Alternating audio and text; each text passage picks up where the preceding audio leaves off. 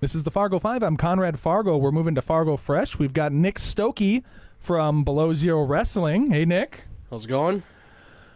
Fargo Fresh update from last week's guest, Sharon Aiken.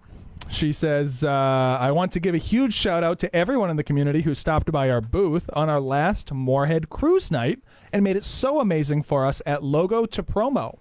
We had hundreds of amazing people stop by, grab merch, and ask some great questions about the Frankenford. We can't wait to see everyone at the Love Your Local Expo, November 12th at the Ramada from 11 to 4.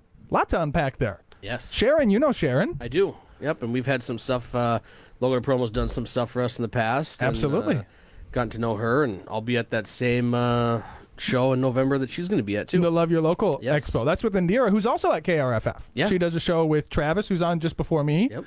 She shares the segment with him, I guess, on Thursdays. Thursdays, yeah. That's why I was I'm on barely that about a month ago or so. Thursday, Yep. I don't do Thursdays. Thursdays have always been your day off. That's my day off. I know baby. your routine. I like my Thursday. Yeah, so that Love Your Local Expo, that's really exciting, and she was pitching that a lot while she was in here. But the Moorhead Cruise Night. Yeah. Have you ever gone to that? Not specifically the Moorhead one. I've done when they've gone downtown before. I've done one. Yeah. You don't have a vehicle to submit? I like cars. I don't like them. I'm not a car guy. Yeah. Like I enjoy a nice looking car, but if it's on a night where there's wrestling on TV or a game or an NFL game or something like that, that's what I'm doing. Yeah. Okay. She has that Frankenford. Did she ever tell you about that? I guess she has some Ford that she's been building for like 40 years. No. That's just like this monstrosity of parts and yeah. Sounds interesting. It sounds cool. It sounds like next time I get something wrong with my car, she might be somebody who could, which I didn't realize I could just go to her. I always go to Kale, who's my other motorhead friend.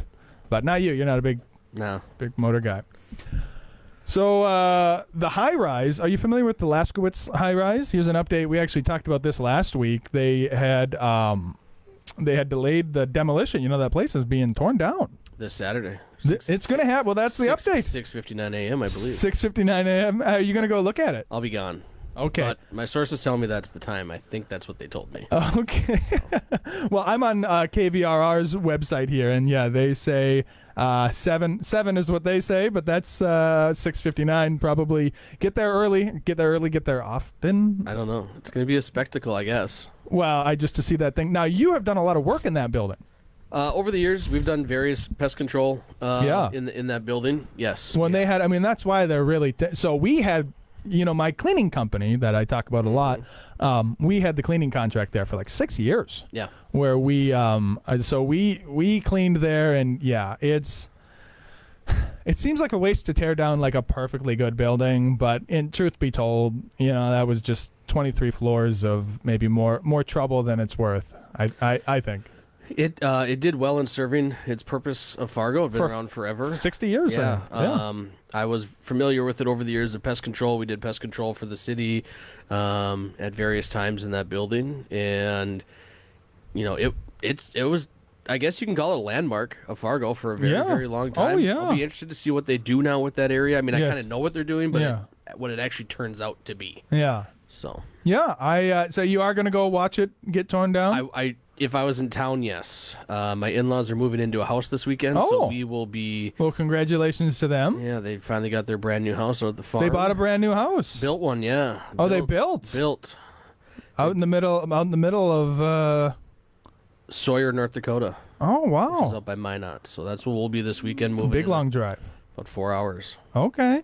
Well, and they built. Did they must have financed that with a mortgage? That's my next Fargo Fresh I had pulled up, was talking about mortgage rates. This is not a real estate show, so I don't. Every once in a while, though, I will kind of black out. Every once in a while. Every once in a while, I'll just kind of black out and talk about the Federal Reserve for like 5 minutes, and I go, "Oh, I have a guest." Whoops. But it is relevant to what's going on in the world. So mortgage rate, CNBC tells us, mortgage rate tipping point. Homeowners say roughly 5% is the magic number to move. So they're looking for 5%. According to CNBC, the current rate is 7%, which is, as they say, just too high for many homeowners considering selling. Have you haven't, you bought like what, 5 years ago? Not even. You're not considering?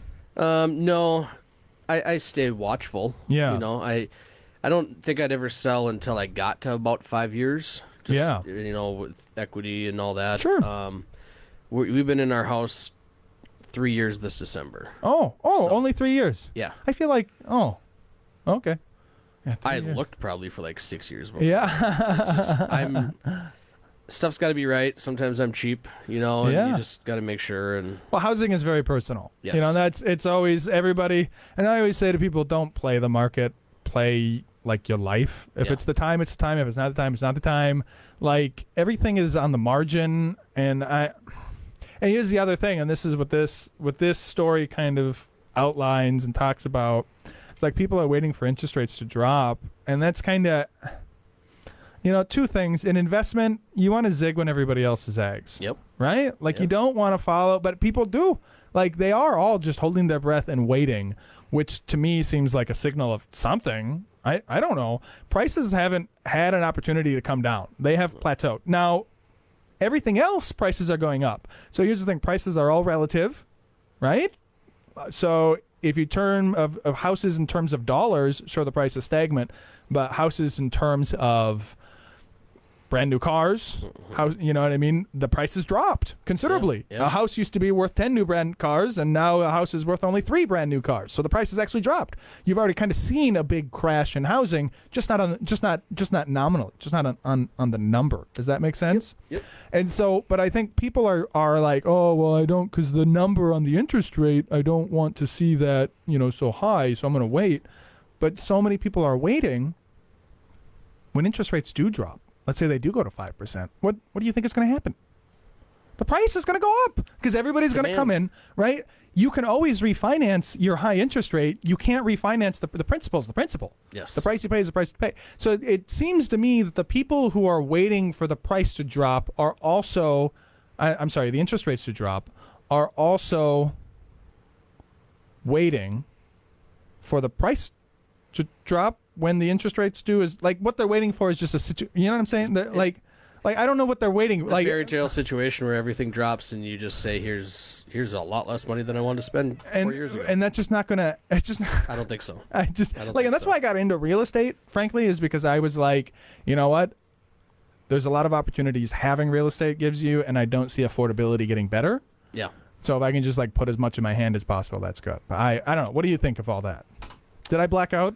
No, a little This was bit, good. but you know what? I know you, and so you've done this to me many, many times when you get on your tangents, and I've learned so much from you because of, you know, in realty. Yeah. And it makes me conscious about it when whenever I look at it, and so when you've taught me a lot in that sense when you go into your blackout rants about them. So I'm okay with that. Okay.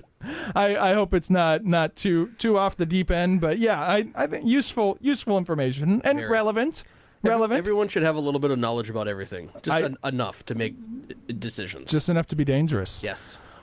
So my kind of a good guy. Oh gosh, he had phrasing for me. So my old boss from my very first job ever, Brent Visti. He's a great guy most of the time. I forget, he had some like really funny phrasing and I was supposed to write it down. I forgot. I'm sorry, Brent, but I am talking about you. I'm telling it that it's you. He got me onto Ween. You ever listen? Are you a big Ween guy? Heard of them? Only heard of them? No, I don't know. I like music. I don't love music. Yeah. Like, I'm not like big on anything. I kind of go in different spurts. So Okay. at one point there was probably a song for Ween that I loved. Yeah. And that was like for 3 months. I think they're a little cult, but they Yeah. are amazing. We're going to be listening to Buckingham Green, which is my favorite Ween song. So we've got that, and then we'll be coming back with the last segment, believe it or not, Fargo favorites. So don't go nowhere.